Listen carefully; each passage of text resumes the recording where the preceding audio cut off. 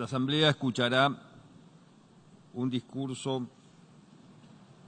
del primer ministro de la República Islámica de Pakistán, Su Excelencia Imran Khan. Pido protocolo que acompañe a Su Excelencia. Tengo el gran placer de dar la bienvenida al señor primer ministro de la República Islámica de Pakistán, a quien invito a dirigirse a la Asamblea General.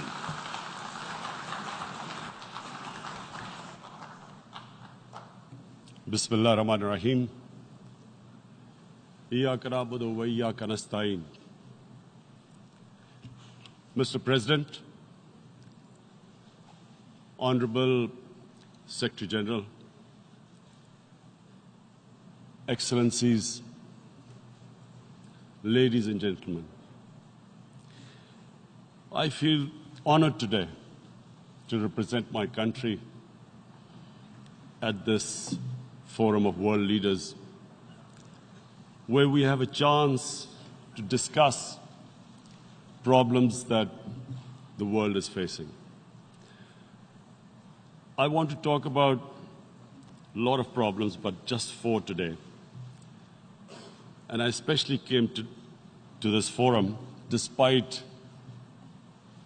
a difficult time in my country, facing challenges. I would not have come, but because I feel that there are some very urgent problems which the world must address. So first of all, I start with climate change. So many leaders have talked about climate change. But, Mr. President, I feel that there is a lack of seriousness. Perhaps world leaders some of the leaders who can do a lot, do not realize the urgency of the situation. We have a lot of ideas, but as someone said, ideas without funding is mere hallucination. Pakistan, I'll give you start with my own country.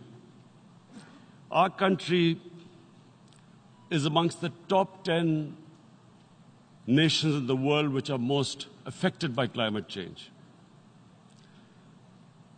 We depend upon our rivers. We are mainly an agricultural country. And 80% of the water in our rivers comes from our glaciers. The glaciers not just on the Pakistani side, even India. The 80% of the water in Ganges and the Indian rivers also comes from the glaciers, from the Himalayan glaciers, Karakoram, Hindu Kush. And these glaciers are melting at quite a rapid pace. We detected already 5,000 glacial lakes in our mountains. And if this keeps going, if nothing is done, we are scared that humans are facing a huge catastrophe. In my country, when my party came to power in the province of KP, we planted 1 billion trees in 5 years. Now we've set ourselves a target of 10 billion trees in Pakistan.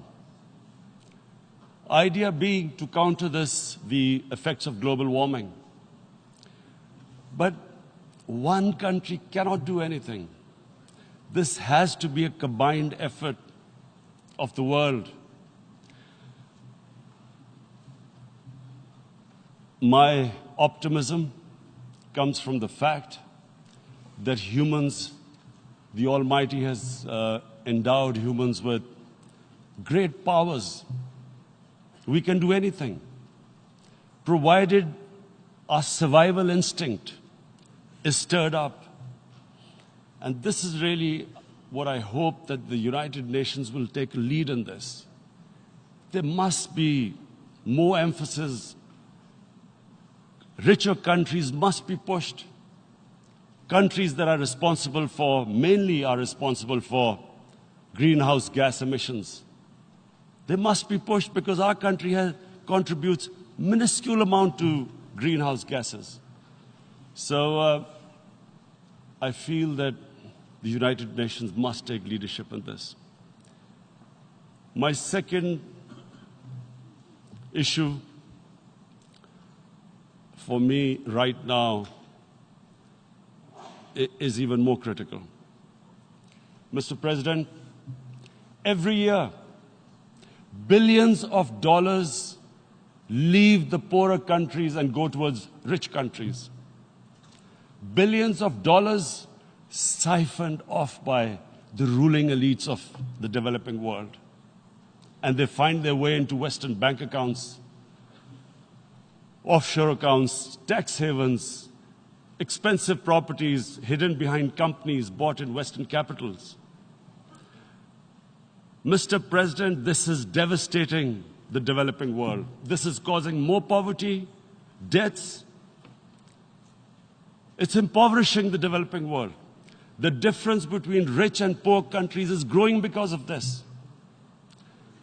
Money laundering, which happens because money leaves the poorer countries into rich countries, is not treated the same as, for instance, money from drugs or terror financing.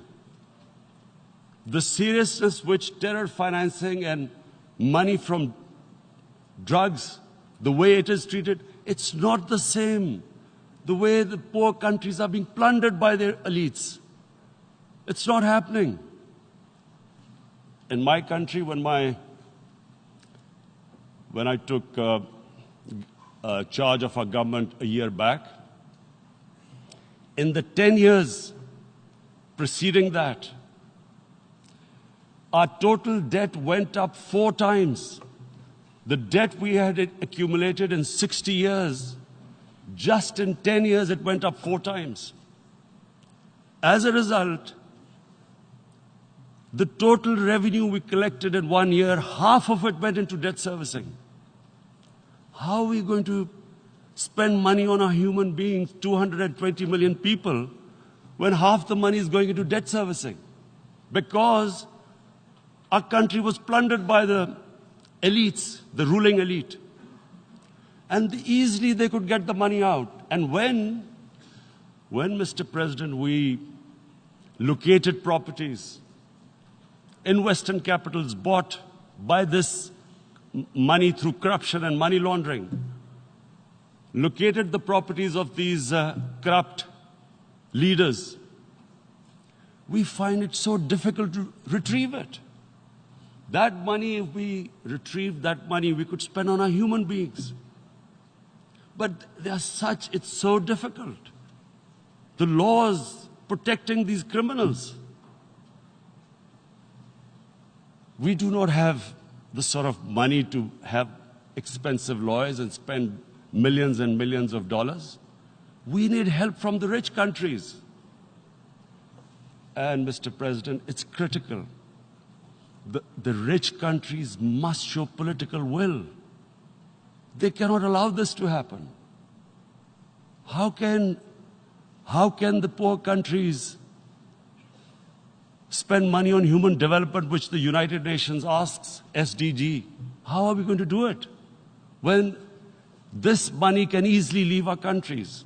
So, unless the rich countries intend to build walls to stop economic refugees coming as we see right now, they must take action. They must take action now. It must be a deterrent. Corrupt ruling elites should not be able to take money out easily and park it into foreign bank accounts and into these properties abroad. And I never understand why. Why do we have these tax havens? Why is this allowed? Why shouldn't rich people pay taxes? Why is it legal to have these tax havens where you have these secret accounts? Because, the world is changing. The population of the world is growing. Sooner or later, you're going to have a crisis if the poor get poorer and the rich get richer. There is going to be a crisis sooner or later. So this is my second point. I hope that the United Nations takes a lead in this. It involves the IMF, the World Bank, Asian Development Bank. They must find a way of stopping this plunder of the developing world. My third point is Islamophobia. There are 1.3 billion Muslims in this world. There are millions of Muslims living in other countries, European countries, and the US as minorities. Islamophobia since 9/11 has grown at a pace where it is alarming. Human communities live together. There should be understanding amongst them. But Islamophobia is creating a division. Muslim women wearing hijab, it's become an issue. It's become an issue in some countries. Hijab is some sort of a weapon. A woman can take off her clothes in countries, but she can't put on more clothes. How is this happening? Because of Islamophobia. And how did this Islamophobia start? After 9/11. And why did it start?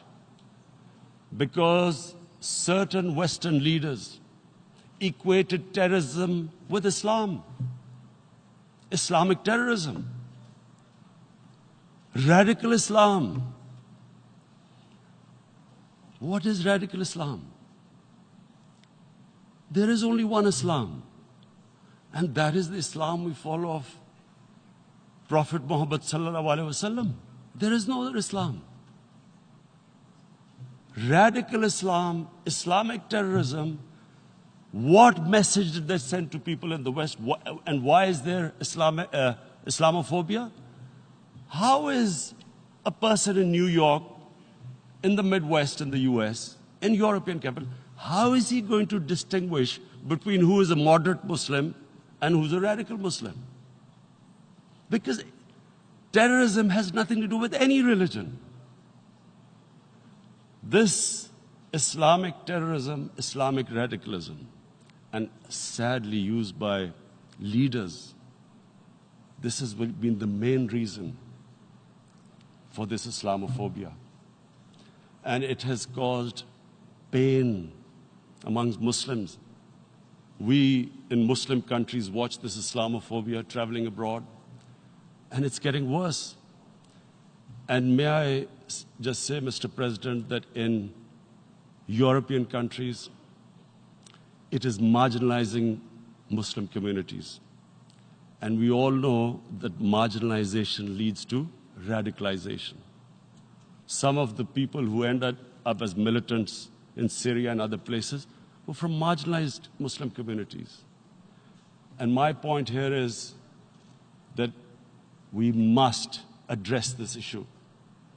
I'm sad to say that we Muslim leaders have not addressed this issue either. After 9/11, when this thing came about war against radical Islam, rather than Muslim leaders trying to explain to the West that there is no such thing as radical Islam, in all human communities, they are radicals. They're liberals and rest are moderate. All human communities, Christians, Jews, everyone has it.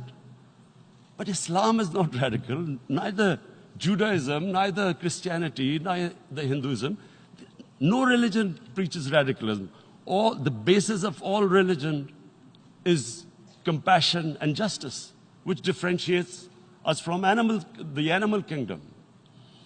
But unfortunately, the Muslim leadership was so scared of being called radical Islam that all of them became moderates. In Pakistan, we were in the eye of the storm, and our government coined a phrase called enlightened moderation. No one knows what it meant. But everyone started putting on Western suits that they were moderates, started speaking. Even those who didn't know English would speak English because they were moderates. No one had a clue what it was. Because we, in the Muslim world, did not explain to the West that there is no such thing as radical Islam. One of the reasons why after 9/11 Islam was supposed to be equated with terrorism was suicide attacks. Because the 9/11 bombers did a suicide attack, all sorts of theories came up that the Muslims are involved in suicide attacks because they will get virgin in heavens. Some came up with, what about women, suicide attackers? So this bizarre thing happened. No one explained. Suicide attacks and Islam were equated. No one did research that before 9/11, the majority of suicide attacks in the world were by Tamil Tigers, who were Hindus. No one blamed Hinduism, and quite rightly. What has Hinduism got to do with what desperate people were doing in Sri Lanka? We all know about, we've seen films about Japanese kamikaze pilots at the end of the Second World War doing suicide attacks. No one blamed the religion. But here we were trying to prove we were moderates and not explaining to the West. But the most important thing I wanted to say here today, in explaining this Islamophobia, Mr. President, and I feel it's very important because I've spent, because of I played professional sport in England, I spent a lot of time there. So I know how the Western mind works and how West views religion. So where the misunderstanding about Islam came. And one of the reasons it caused Islamophobia. That was, in 1989, this book was published, maligning, insulting, ridiculing our Prophet Muhammad sallallahu alaihi wasallam. And there was a reaction in the Muslim world. The West couldn't understand what was the problem. Because in the West, because I have spent so much time in the West, religion is perceived completely differently. They don't look upon religion like we do.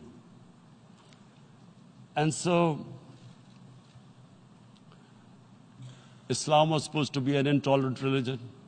It was against freedom of expression.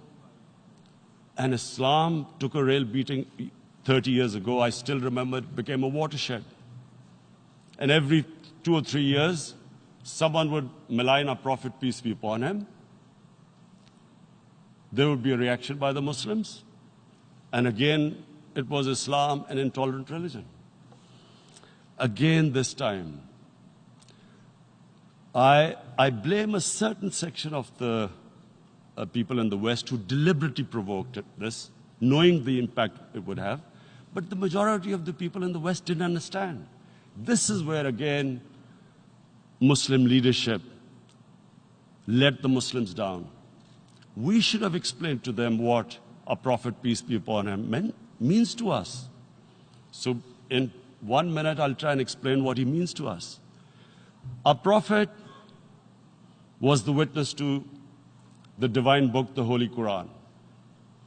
The Holy Quran is the book of guidance for Muslims, and the Prophet's life was living the Quran. He was an example of what the Quran guided us to be. So he is the ideal we all try to get to. The Prophet created the state of Medina, the first state in Islam. That state was the basis of a Muslim civilization which became the predominant civilization for the next 700 years. And what was that state? I hear such strange things about Islam, that it is against women, it's against minorities. The first state of Islam in Medina, it was the first time a welfare state was set up. The state took responsibility of the weak, widows, orphans, poor people, handicapped. It taxed the rich, spent the money on the poor. The state announced that all human beings are children of Adam, hence equal, whatever the color of their skin.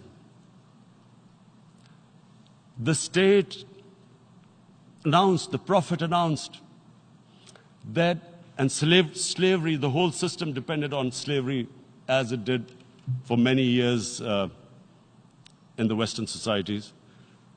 The Prophet said that one of the greatest deeds is to free a slave. But because the society depended on slavery, he said, but if you have to treat them as an equal member of the family. And as a result, something happened in a Muslim world which hasn't happened in any other civilization. Slave dynasties appeared. Slaves became kings. The Mamluks, slaves who ruled Egypt. In India, there were slave dynasties. And then, with minorities, again, you hear that Islam is supposed to be against minorities. Let me just make this clear. In Islam, the Prophet announced that everyone was free to practice his religion.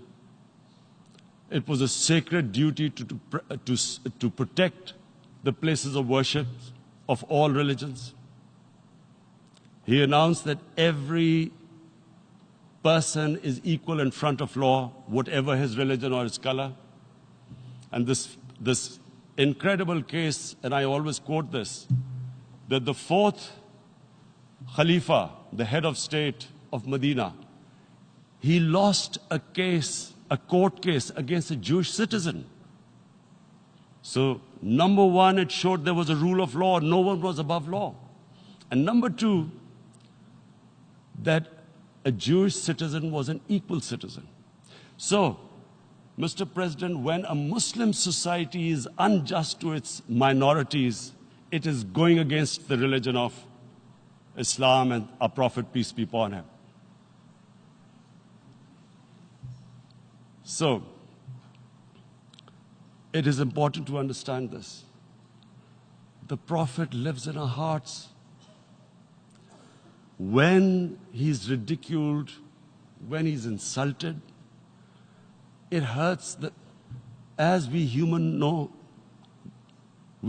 beings understand one thing, the pain of the heart is far, far, far more hurtful than physical pain. And that's why the Muslims react. And I always thought that if I ever had the stage, I would try and explain this to the world community, especially to the Western community, because having lived in the Western community, people didn't understand this. When I first went as a teenager to England, there was a comedy film on Jesus Christ. It's unthinkable in Muslim societies. So we need to explain that, look, in a human community, we must be sensitive to what causes pain to other human beings. We have, in the Western society, and quite rightly, the Holocaust is treated with sensitivity because it gives the Jewish community pain. That's all we ask. That do not use freedom of speech to cause us pain by insulting our Holy Prophet. That's all we want. And now, the number fourth point, Mr. President, and this is the most critical point, is the reason why I especially came here. It is about what is happening in Kashmir. Before I go on this, I want to make one thing clear. That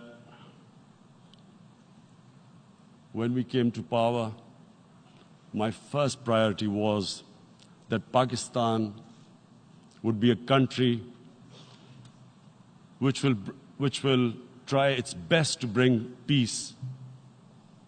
We had been through this war on terror. We joined the United States war on terror after 2001. And Pakistan went through one of its worst periods where 70,000 Pakistanis died and over 150 billion was lost to our economy. And Mr. President, I opposed the war because in the 80s, Pakistan had joined the Western countries in what was the freedom struggle then in Afghanistan against the Soviets. And it was funded by the Western countries. These Mujahideen groups, which were treated in guerrilla warfare, were trained by Pakistan Army, funded by the Western countries, and especially US, and they waged what was a freedom struggle in Afghanistan. The Soviets called them terrorists. We called them freedom fighters. 1989, the Soviets retreated. The Americans packed up and left. Pakistan was left with these groups. Come 9/11, Pakistan joined the United States in this war on terror. And now our government was supposed to, the reason why I opposed joining this war, because here we had indoctrinated them in jihad, meaning freedom struggle against foreign occupation. Now, because we had joined the US, and the US had occupied Afghanistan, now we were supposed to tell them that, no, this is not freedom struggle and jihad, it's terrorism. So that's why I tried to tell then government that, stay neutral because you will have leverage over them. You will be able to control them. But if you join them, you become collaborators and they will attack you, which is what happened. They turned against us. We went through a nightmare. 70,000 people killed in a war we had nothing to do with. No Pakistani was involved in 9/11. Taliban were in Afghanistan. Al-Qaeda was in Afghanistan. What had we to do with it? 70,000 Pakistanis died. So when we came to power, we decided that we would dismantle what was left of these groups. And this decision was taken not just by us, but by all the political parties in Pakistan. Unfortunately, they didn't implement it. So we came to power, we decided to implement it, and we dismantled whatever was left of the groups. And I know that India keeps accusing us that there are these groups there. I would like the United Nations to send observers, see for themselves what we've done. No Pakistani government would have dared to do this because it would have created strife. But we decided that there would be no militant organizations in Pakistan. So I need to give you this background and to what I'm going to say later on. And secondly, we started mending fences. I invited the Afghan president. We developed a relationship with Afghanistan. We had problems with Iran. We mended fences there. And then India. Now let me just give you a little background about my relationship with India. Because of cricket, and cricket being it's a passion in the subcontinent, I had great following in India. I have friends in India. And I loved going to India. So immediately, when my party came to power, the first thing we did was to immediately reach out to India.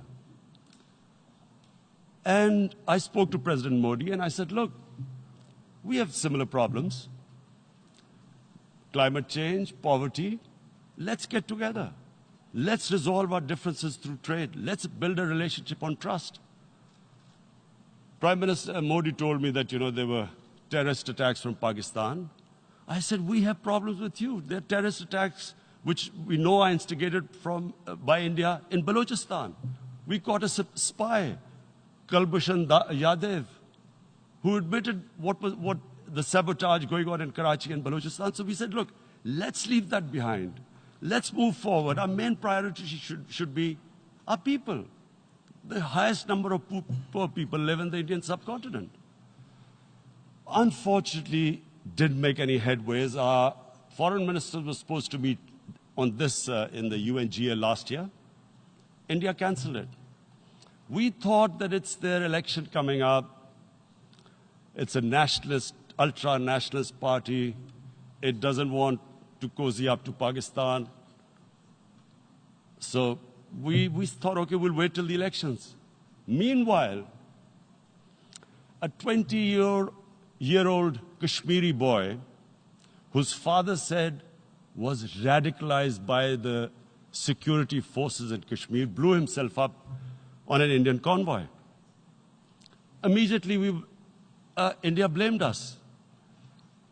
I spoke to the Indian public on television. I said, if you give us any iota of proof, we will immediately take action, because we've clamped down on these groups. Rather than sending us any proofs, they sent their jets in, they bombed us. We retaliated. A jet, 2 of their planes were shot down, 1 pilot bailed out in Pakistan. We immediately returned the pilot, saying that, look, we do not want any escalation. Rather than taking that as a peace gesture, the entire campaign, almost the entire campaign of Mr. Modi in the election was how he had taught Pakistan a lesson that jets had killed 350 terrorists. Complete lie. They had just killed about 10 trees of ours, which was quite painful given that, we are growing all these trees. He then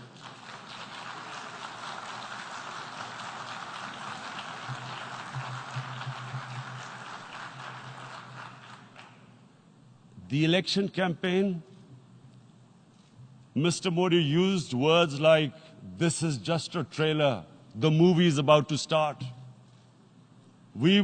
I went into Pakistan and taught them a lesson. This was the election campaign.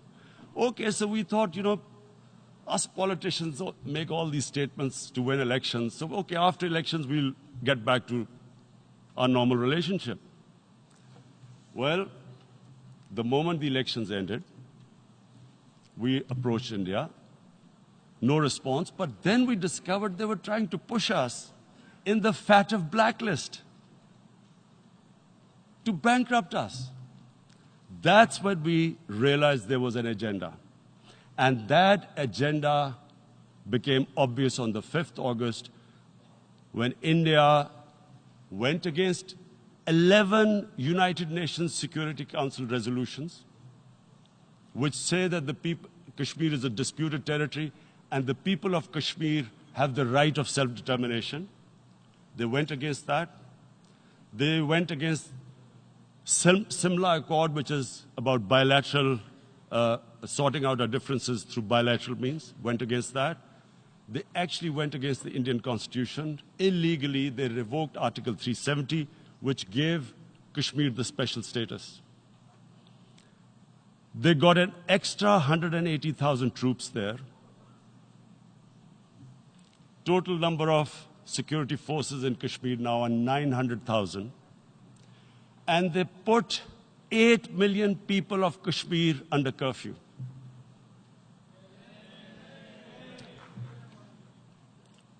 Mr. President, now I just briefly want to make the people understand, how can anyone do something like this? And for that, I have to explain to you what is RSS. RSS, Mr. Narendra Modi is a life member of RSS. RSS was an organization that was inspired by Adolf Hitler and Mussolini, came about in 1925. They believed in racial purity, racial superiority. They also believed they were an Aryan race like the Nazi believed they were an Aryan race. All that I'm saying can be verified. This is the time of information revolution. You can Google all this, what I'm saying. But it is very important for me to explain this to you so you know what is happening in India. This RSS believed in the ethnic cleansing of Muslims from India. At one point, there was racial superiority of the Hindu race. Secondly, it was hatred for the Muslims and for the Christians, because they believed that this golden age of Hindu civilization was stopped because of Muslim rule centuries back and then the British rule of India. So it was racial superiority and hatred for Muslims and Christians. This is openly stated. You look at the founding fathers of RSS, Golwalkar and Savarkar. Just Google them and you'll find out. And this ideology of hate is what murdered the great Mahatma Gandhi in 1948. It was this ideology of hate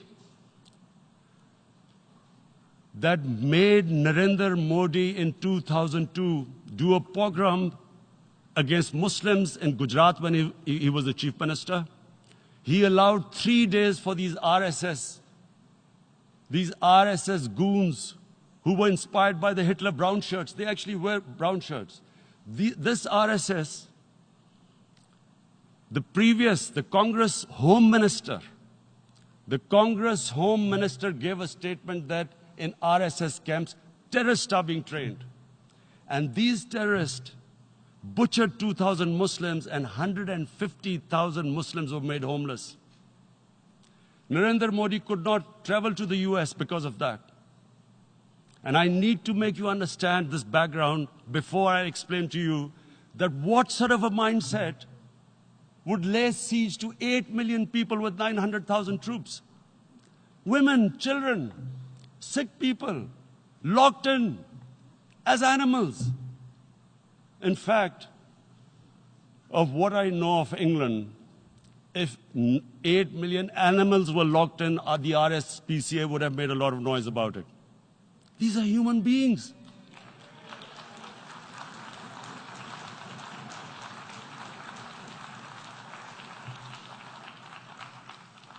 And Mr. President, what comes with racial superiority, these illusions of Aryan superior race, is arrogance.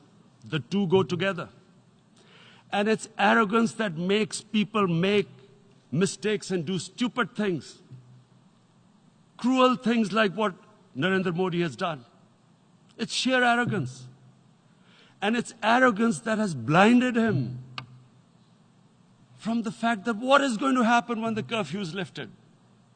Has he thought about it? This hasn't been thought through. What is he going to do when he lifts the curfew? Does he think that people of Kashmir will quietly accept the status quo because India has changed the constitution and taken away the special status? They'll accept that? Mr. President, 100,000 Kashmiris have died in the past 30 years because they were denied the right given by the United Nations, the right for self-determination. 100,000 have died and 11,000 women have been raped. There are 2 United Nations human rights reports on this. The world hasn't done anything because India is a huge market, 1.2 billion people. Sadly, the material prevails over the human.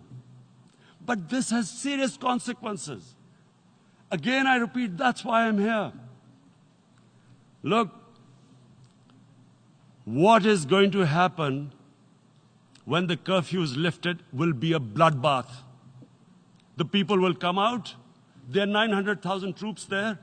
They haven't come to, as Narendra Modi says, he's done this for prosperity of Kashmir. This is supposed to be for the development. These 900,000 troops, what are they going to do when they come out? There'll be a bloodbath.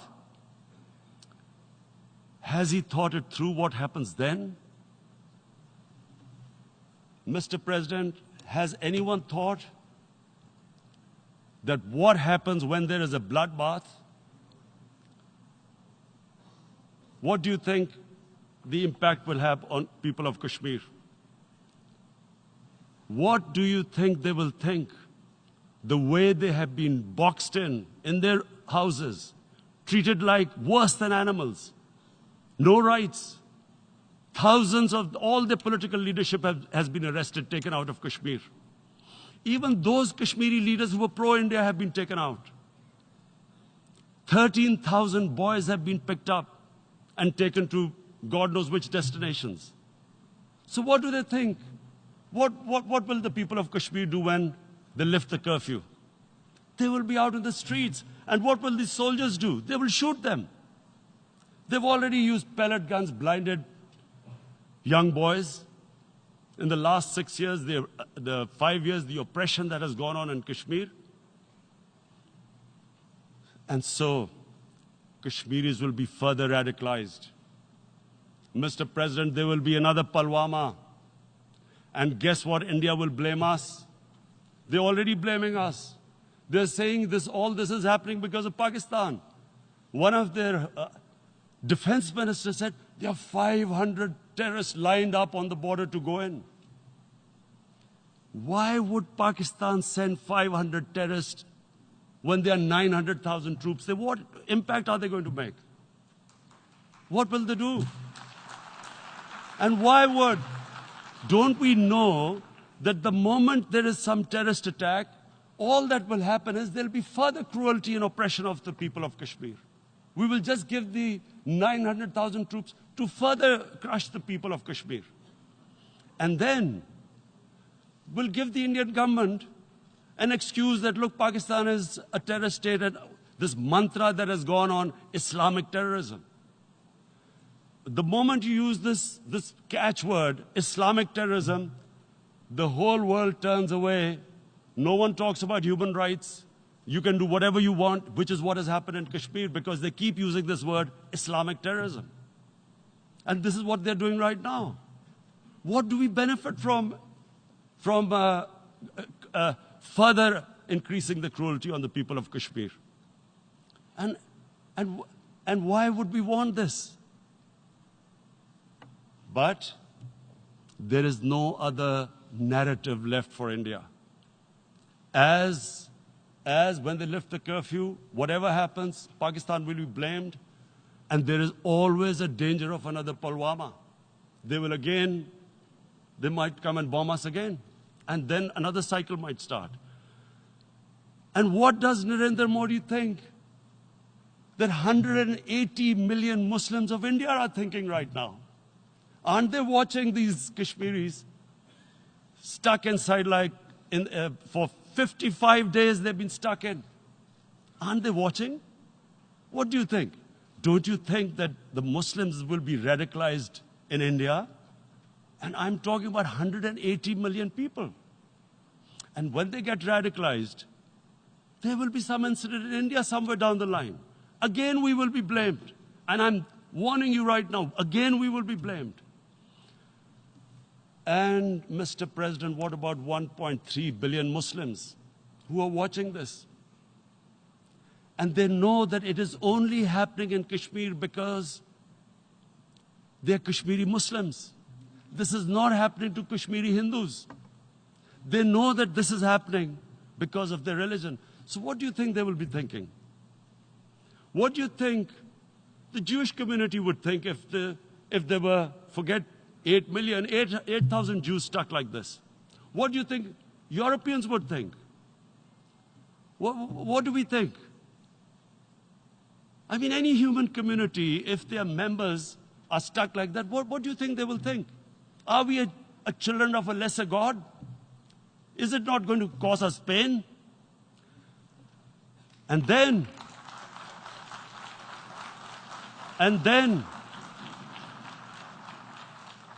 I'll tell you what will happen. People will, in the 1.3 billion Muslims, someone will pick up arms. I know we've been brought up with films, Western films. This good, decent guy doesn't get justice. he decides to pick up a gun and start seeking justice. There was a film made in New York, famous film called Death Wish. This guy gets mugged by and his family, his wife gets killed or something. He can't get justice. He picks up a gun and he goes around shooting muggers. And the whole cinema cheers him on. So what do you think the Muslims are thinking right now? If there is a bloodbath, there will be Muslims becoming radicals, not because of Islam, but because of what they will see, that there's no justice when it comes to Muslims. There were Rohingya Muslims, Myanmar, who are, God knows, almost 1 million people out, ethnic cleansing. What was the response of the world community? So what do you think will be the response of 1.3 billion Muslims? I picture myself. I'm in Kashmir. I've been locked up for 55 days. I have heard about, and there are rapes, Indian Army going into homes, soldiers. Would I want to live this humiliation? Would I want to live like that? I would pick up a gun. You're forcing people. You are forcing people into radicalization. When people lose the will to live, what is there to live for? And this is what, if you can do this to human beings, you are actually radicalizing people. And so, Mr. President,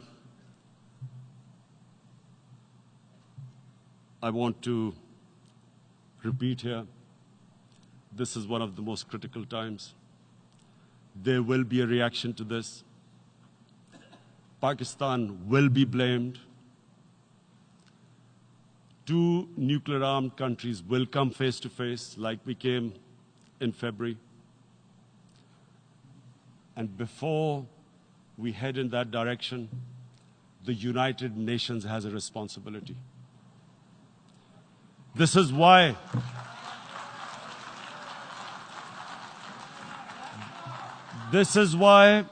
the United Nations came into being in 1945. You were supposed to stop this happening. I feel we are back to 1939, Munich. Czechoslovakia has been taken, annexed. What is the world community going to do? Is it going to appease a market of 1.2 billion, or is it going to stand up for justice and humanity?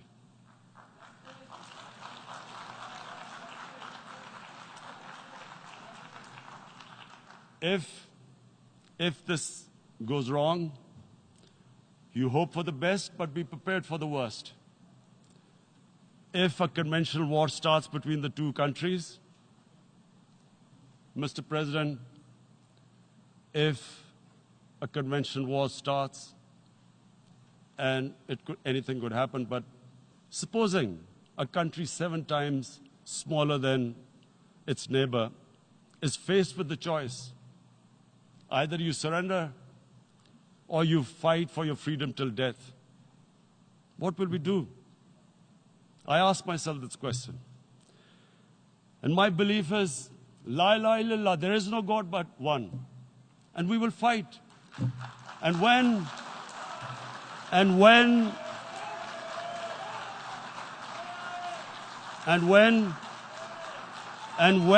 a nuclear-armed country fights to the end, it will have consequences far beyond the borders. It will have consequences for the world, which is why I repeat I'm here. Because I'm warning you, it's not a threat. It's a fair worry that where are we headed? And I've come here to tell the UN, you've got to, this is a test for the United Nations. You are the one who guaranteed the people of Kashmir the right of self-determination. They are suffering because of that. And this is the time. This is the time not to appease like in 1939 appeasement took place. This is the time to take action.